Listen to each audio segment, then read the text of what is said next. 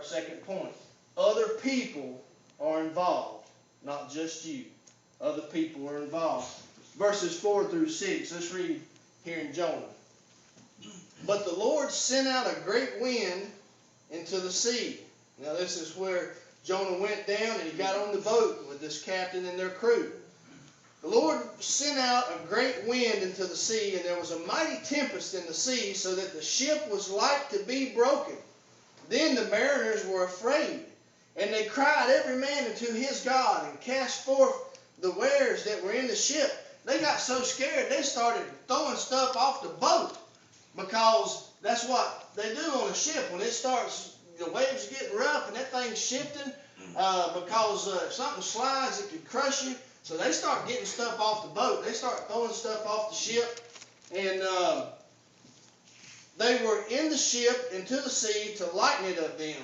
But Jonah was gone down into the sides of the ship, and he lay and was fast asleep.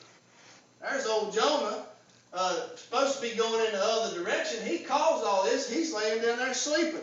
And all the men are up there working. So the shipmaster came unto him and said unto him, What meanest thou, O sleeper? Arise, call unto thy God, if so be that God will think upon us, that we perish not. Throughout this story, we see other people involved in this story. You got the ship captain, you got the men working on the ship. As we move on later, you got the people that are in Nineveh. Other people are involved throughout this story. We see right here the captain and the ship workers innocently going in the direction that they were supposed to be going in. But along comes Jonah, knowing he was supposed to be going in the other direction, but asked to go with this captain and his crew in their direction. Jonah was directly disobeying God, and he knew it. He knew he was. But now the other people, they weren't aware. They weren't aware that Jonah was disobeying God. Once they got going, and they get out there in the sea, and the winds start picking up, and the waves start rising, and that boat's shifting back and forth, to and fro, and things start getting rough. It seemed that all was lost, that the ship was going to be destroyed. Doesn't that sound like life? Doesn't that sound just like us in life? God tells us things. We know what we're supposed to do, but we don't listen. We directly disobey God. We go our own way. Why? Because we want to.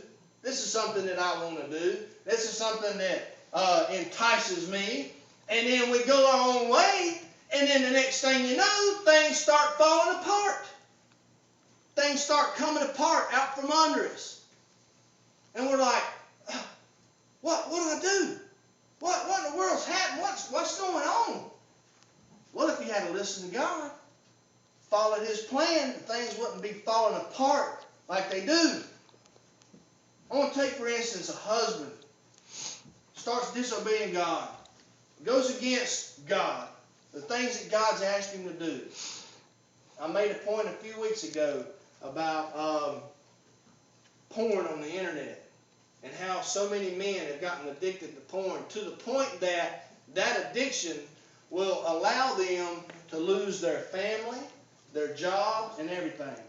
So let's say here's a Christian man. Next thing you know, he gets addicted to some junk like that, or addicted to anything. Causes him to lose his job. Well, when he loses his job, it's not just him that it involves. He becomes shipwrecked. And guess what? Took his family with him. Now his wife and his kids are struggling because he's got no money coming in.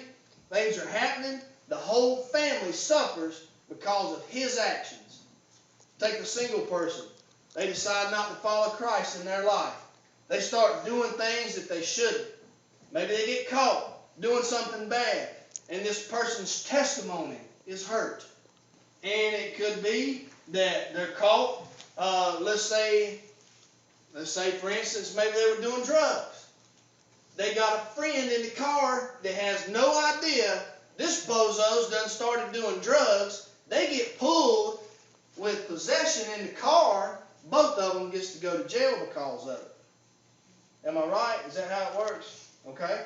Both of them gets to go to jail. So because of this person doing something, dragging this other person in, or maybe this single person or anybody that loses their job because of something crazy, maybe they got drunk and didn't go to work the next day, so they get fired or whatever the case may be. Now the employer has to find somebody to replace them. The employer has to retrain somebody, and it causes grief for the employer. Let's say even worse, it's a young girl, and they're out doing things they know they're not supposed to do directly against God, and they end up pregnant. Now that brings in an innocent child on the scenario. An innocent child brought in.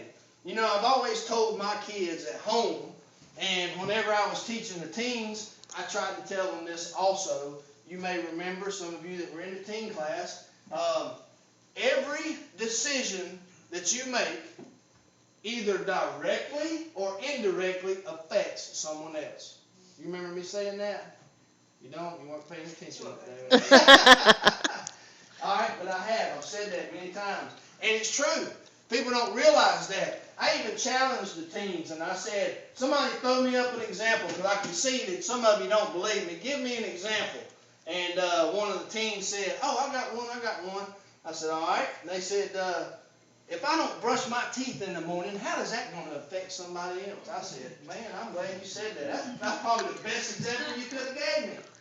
If you don't brush your teeth this morning, you come up here talking to me face to face, and your breath stinks, that affects me, Corey. I'm going to be like, whoo, start backing up. Okay, it affects other people when you go to talk to them. Then if you make it a habit, it affects the dentist, because you're going to start getting cavities, and that's going to put money in his pocket. You couldn't have given me a better example. I mean, from the most minute little thing to even the biggest.